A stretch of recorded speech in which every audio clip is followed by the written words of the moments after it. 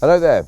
As tensions surge across the West Bank, Israel's latest military operations have sparked fierce debates over its strategic ambitions. With escalated raids and devastating violence, the situation is rapidly evolving, putting Palestinian situation on the brink. International bodies express deep concern, while Arab nations call for unified action to counter the aggression. As Israel's goals remain unclear, what are the implications for peace? Let's examine the latest developments, the role of global diplomacy, and the future of the Palestinian cause. Welcome to Think Tank.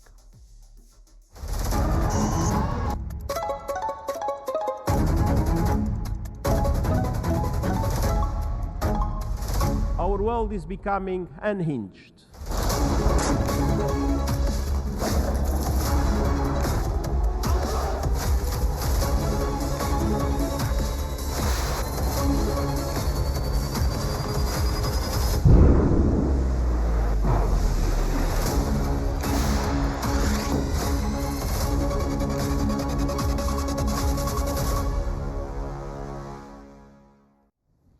Ahram Online has reported that Israeli Prime Minister Benjamin Netanyahu has ordered an intensive operation in the occupied West Bank, following a series of explosions on parked buses in central Israel. The attacks were described as a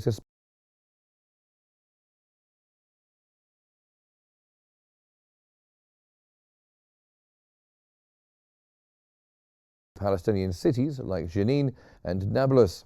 Since the start of the assault, Israeli forces have detained around 380 Palestinians in Jenin, Tulkarm, and Tubas governorates.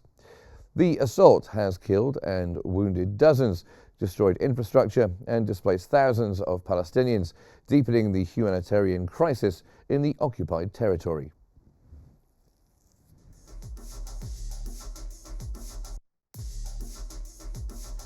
The UNRWA Situation Report highlights the humanitarian crisis in the Gaza Strip and the West Bank, including East Jerusalem, with over 1.9 million people displaced since the ceasefire began. The agency has provided food parcels and health consultations to over 297,000 people. Between October 2023 and February 2025, 48,291 Palestinians were killed and 111,722 injured in Gaza. UNRWA remains one of the largest health actors in the Gaza Strip, providing medical consultations and emergency learning and psychosocial support to around 660,000 children.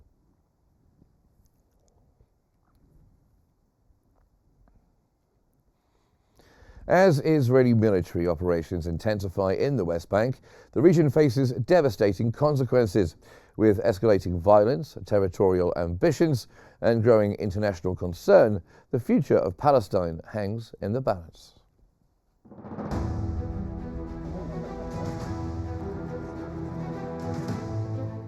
The West Bank is currently witnessing an unprecedented escalation in Israeli military operations, with recent attacks such as those in Tulkarm that resulted in the deaths of 2 Palestinian children, heightening the gravity of the situation.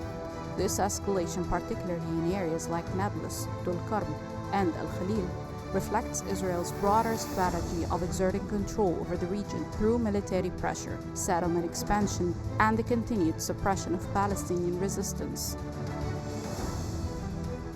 At the core of Israel's actions is the policy of territorial Judaization, which seeks to alter the demographic makeup of the region by encouraging Israeli settlements, confiscating Palestinian land, and displacing local populations. The ongoing military operations, including raids into refugee camps, further aim to dismantle Palestinian Authority structures and prevent any meaningful political reconciliation, thus weakening the Palestinian cause. The consequences of these actions are profound.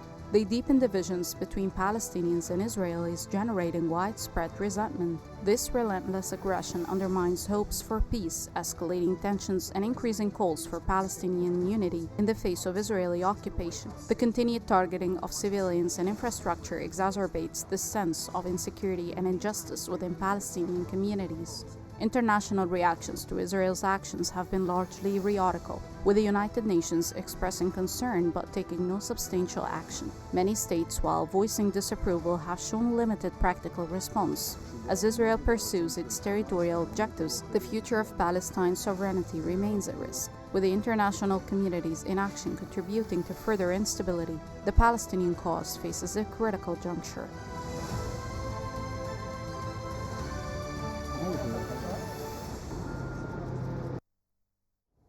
Now, for more on this, we are joined from occupied Jerusalem by Dr. Abdul Nasser Makki.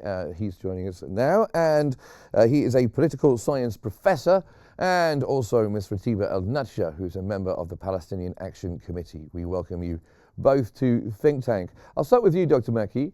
Our report there was just talking about territorial objectives of Israel. Is its military strategy a step towards full territorial control? You ask me? Yes, Dr. Makki, yes.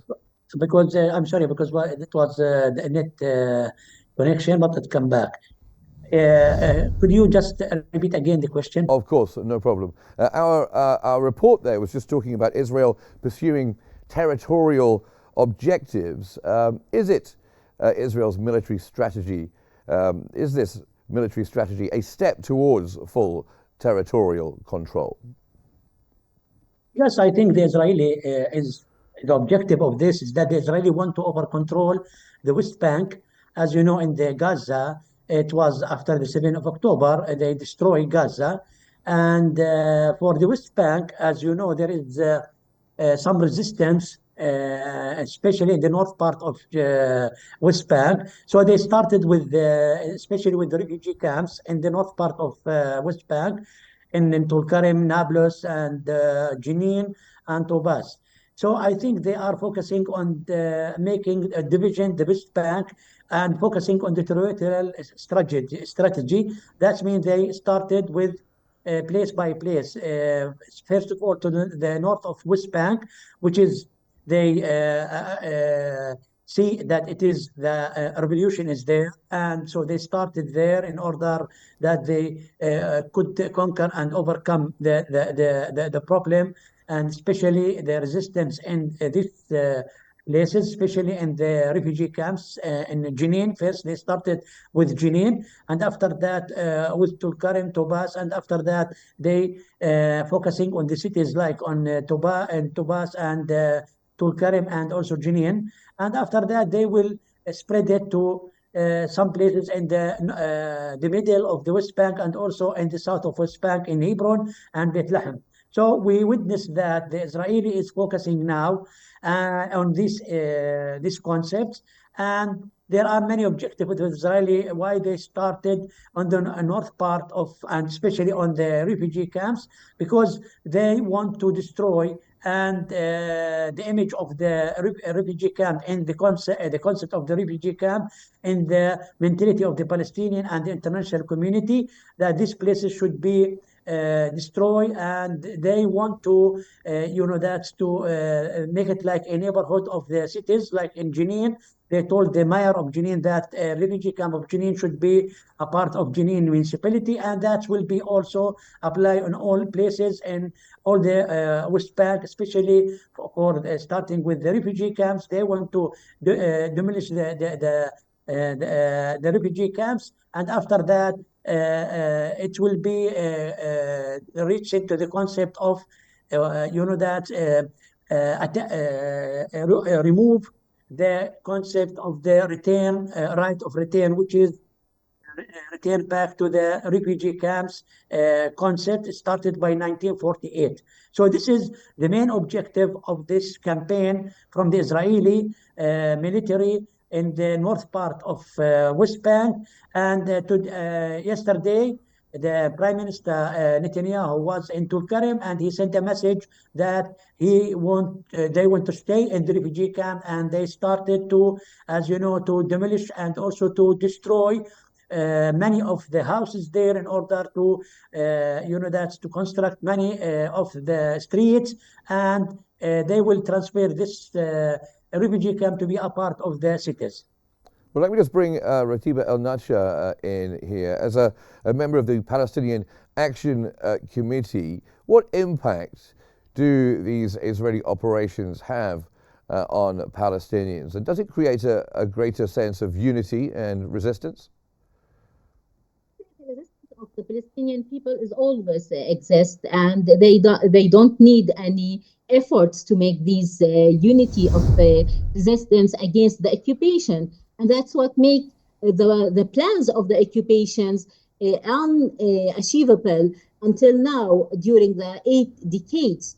The campaign or the attack on the West Bank didn't start like 1 month ago when the political decision maker in Israel took a decision to start like a snowball attack on the West Bank refugee camps, and they make it like to choose 5 areas of fighting every time and make it bigger and bigger from the north till the south of the West Bank. I think they tried a lot of efforts. They put a lot of efforts and plans to separate these areas from each other by putting like more than 900 gates and checkpoints around the West Bank, building more and more settlements, destroying more and more infrastructures, and building a settler roads, and what we call it now the new way of settlers, that they are cheaper settlers, or they use to kick out the Bedouins from their even places to take place and build more and more settlements. I think that still these plans, the amount of money that and budget that it's that puts for this goal is still didn't make it achievable till this moment. As we said, 2 years ago, when this government took place or started in this fascist government, and I like this fascist government in Israel because it's announced their plans and ideological thinking in a very loud voice and make it very shown when they do it. They didn't do anything under the table or hidden anymore. So they said that they want or they need to transfer like 1 million Palestinians from the West Bank and replace them with 1 million settlers. They want to destroy as much as they could from the Palestinian villages and refugee camps so they can build more and more settlements in the West Bank. So this is what will make them able to control the West Bank. They put millions or billions of dollars. Although Israel is enduring a war and have a war in Lebanon, Syria, Gaza, and the West Bank in the same time, but they still put a lot of budgeting in destroying the infrastructure in the West Bank and building new settlements in the same time in parallel. So as Palestinian, I think till now, our residents is very clear that we refuse to transfer to any other places, although we lose our ways of living by not allowing the worker to come and work in Israel, inside Israel.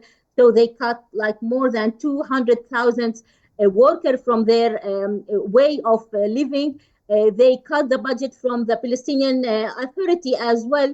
So they are not able anymore to pay the salaries for the people. So they try economic ways, they try political issues, they try military attacks, but till this moment, they didn't achieve their goals in transferring the Palestinian or controlling the West Bank. Okay, Dr. Maki, coming back to you, what role do global powers play in enabling Israel's continued aggression? You mean the international community? Yes. How could they maybe stop Israeli in? And how do they enable them? How do they allow the landscape in which Israel can do these things? I think the international community they didn't have that the power or or pressure on Israel in order to stop this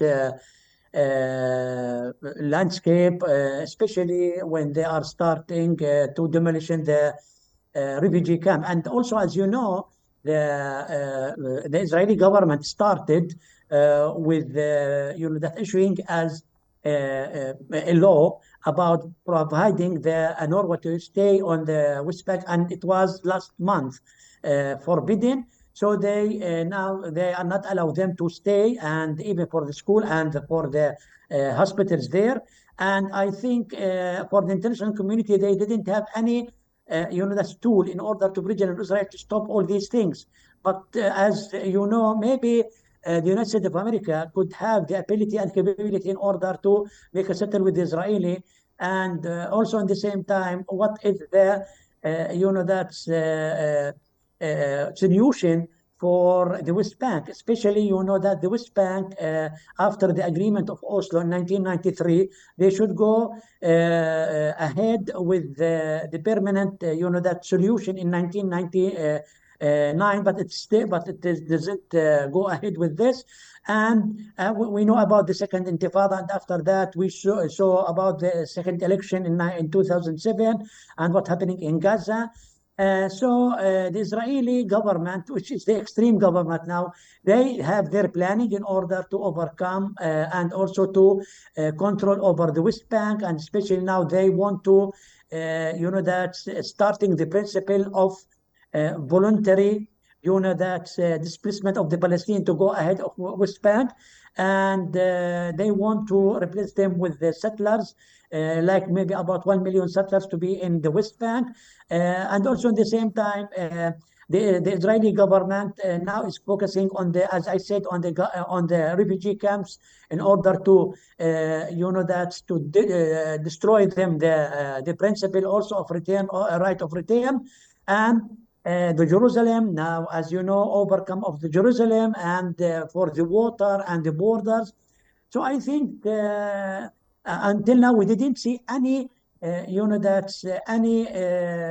role from the international community and even from the global in order to push in Israel and to stop all this, aggression against the Palestinian in the West Bank, because now the Israeli, and especially the extreme government, as they said, they want to kick off these people from the West Bank abroad, like what they said for West Bank and Gaza, and like Trump said about, that for displacement of the Palestinian in Gaza. But now the Israeli will try to do with this in the West Bank, and they will maybe try with many tools, especially for starting with the voluntary displacement, and also at the same time to make like a military operation inside the refugee camps and inside the cities, and also with make the life in the West Bank miserable, and that will they will try to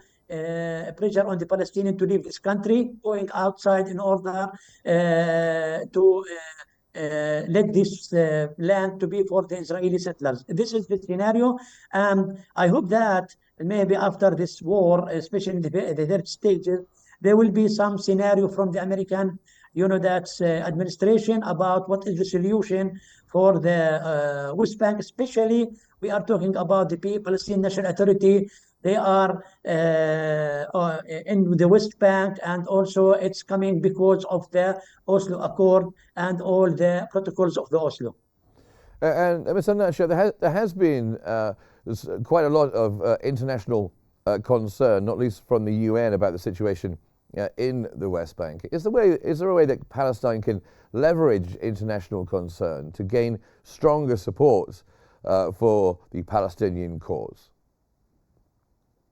Actually, we are trying since more than 35 years, when they told us that the international law and the international legitimacy can achieve the rights of the Palestinian in independent state. And we entered the Oslo Agreement under these legitimacy, international legitimacy, and the international community that push us for the two-state solution, because it's possible solution, and it's a solution that respects the international legitimacy. So till now, since more than 35 years, till now, we are waiting for this international resolution to solve the Palestinian question and give us an independent state. Our President Mahmoud Abbas asked for international conference that is built on these resolution, the UN resolution, to achieve the Palestinian state and give like a 1 year period for the occupation to be ended. And I think that everyone in the UN agreed on this decision, but I think that there is no international will to give the Palestinians their rights or even to implement any of the UN decisions and according to the Palestinian case. And one of these decisions, the only decision for the UN that it's implemented now, is the UNRWA. And Israel is trying to cut out the budget from UNRWA, asking many countries to cut funding for the UNRWA, and even attacking the UNRWA, and even making it take off the diplomacy objective from it as international organization as well, and no one take an action, even the UN, but it's by itself. So asking about the international tools, it's become something that make everyone upset in Palestine, because we believe in this legitimacy. We got under this international legitimacy, and we believe in two-state solution. But it seems the only one in this world that believe in two-state solution is Palestinian people. No other parties in this world is willing to push like one step forward for the Palestinian rights and Palestinian state.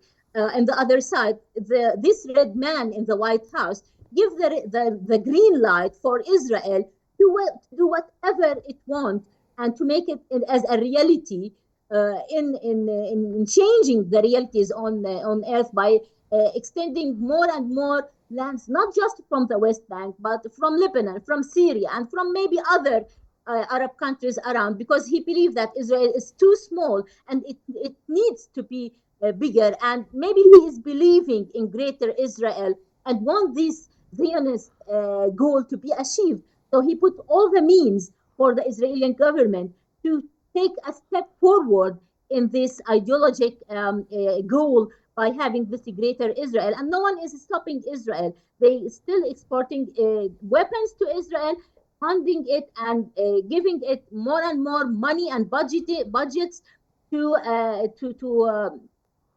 take actions and attacks on the West Bank and Gaza Strip as well, without any action from the international community. So we still fighting on this path, the international arena and the international laws. But I think that we are still very far away from achieving this one chance for the Palestinian if we have like a multipolar system in this world, and the United States not become not the only power in this world and controlling everyone. Maybe we can have like a chance of a balance or having any kind of justice for the Palestinian and implementing these international laws.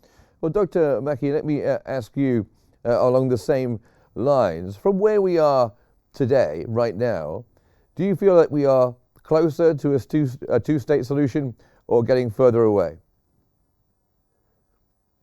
After the 7th of October, I think even before that, the Israeli government, especially the extreme government, they didn't have any, that's willing to go to the two-state solution.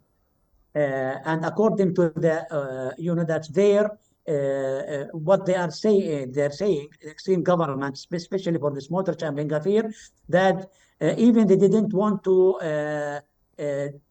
that there be in a Palestinian territory to stay, and they want to even the Palestinian territory to not stay anymore. So because of this, what they are thinking or what they are scenario in the future for this, that's extreme government, and especially also Netanyahu, is that they now want to be like a pure Jewish state, and the minority will be the Arab there, and also at the same time they will use many tools for encouraging the people to go out from this West Bank in order that this will be still for the Israeli.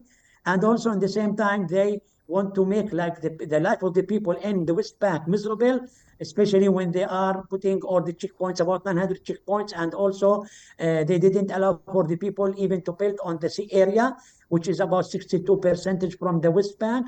And also they make problems for the Palestinian in Area B, and also they entered Area A, which is which under the Palestinian Authority, in order to arrest the people there.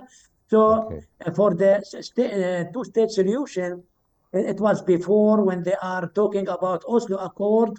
Even for the Oslo Accord, it was not mentioned clearly that we will go to after the Oslo to reach to the that's two-state solution. Okay, well, thank you very much. Thank you. I'm sorry I'm going to have to cut you off there because we are out of time. Thank you very much to both of you for joining us on the program. Dr. Abdel Nasser Maki, who is a political science professor, and Ms. Ratiba El Natsha, who is a member of the Palestinian Action Committee. Thank you both for being here on Q News. As Israel's aggression intensifies, the future of the West Bank hangs in the balance. The global community remains divided, and the path to peace grows ever more uncertain. Thanks, and that brings us to the end of this episode of Think Tank. Thank you for watching. Stay tuned for more updates on Q News.